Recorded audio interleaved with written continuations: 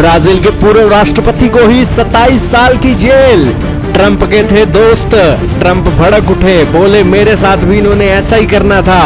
Brazil के वे अच्छे राष्ट्रपति हैं। जी हाँ दोस्तों, ब्राजील के पूर्व राष्ट्रपति जेर बोल्सोनारो को सजा हो गई है। ये सजा दोस्तों 27 साल की है। ये सजा के ऐलान होने के बाद अमेरिका के राष्ट्रपति ट्रंप ने नाराजगी जाहिर कर दी है। दरअसल ब्राजील के ऊपर हाल ही में एक टैरिफ लगे थे। वो टैरिफ इसी वजह से लगे थे क्योंकि जेर बोल्सोनारो के ऊपर उनकी सरकार जो है जबरदस्ती कर रही है। यही कारण है कि ट्रंप ने उनके ऊपर इतने सारे टैरिफ लगा दिए। ये टैरिफ के बाद दोस्तों ब्राजील ने कहा कि हम भी अमेरिका को जवाब देंगे। टिट फॉर टैट मूव के चलते अमेरिका के ऊपर टैरिफ नहीं लगाए दोस्तों। जेर बोल्सोनारो को 27 साल और 3 महीने की जेल की सजा सुना दी और जिससे दोस्तों ट्रंप भड़क उठे हैं।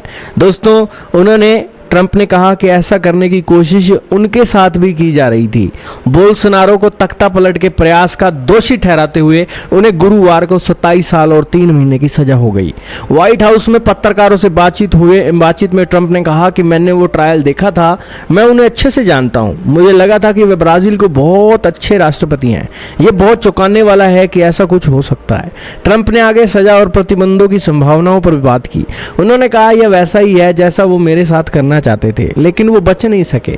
लेकिन मैं यह हमेशा कह सकता हूं कि मैं उन्हें ब्राजील के राष्ट्रपति के तौर पर जानता हूं। वह बहुत अच्छे व्यक्ति थे और मैंने उनके बारे में ऐसा नहीं सोचा था। उन्होंने कहा जेर बोल्सोनारो शानदार नेता थे। अब यह ब्राजील के लिए बहुत ही बुरी बात है। खास बात है कि भारत के अलावा ब्राजील ही ऐसा देश है जिस पर ट्रंप ने 50% जैसा भारी भरकम टैरिफ लगाया है। ब्राजील के उच्चतम न्यायालय के न्यायाधीशों की एक समिति ने पूर्व राष्ट्रपति को 2022 की चुनावी हार के बावजूद पद पर बने रहने के लिए तख्ता पलट के प्रयास का दोषी माना, जो कि बिल्कुल सही भी है।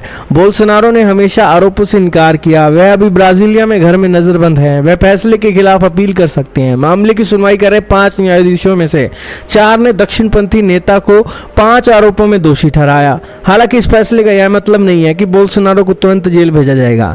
न्यायालय की समिति अब इस फैसले को सार्वजनिक करने के लिए अधिकतम 60 दिन का समय ले सकती है।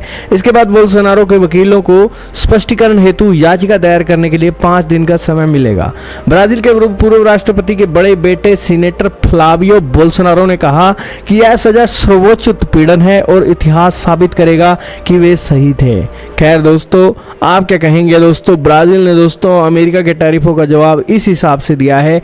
उनके अमेरिका के राष्ट्रपति ट्रंप के बेहतरीन दोस्त कहे जाने वाले जेर बोल्सोनारो को 27 साल की सजा देकर।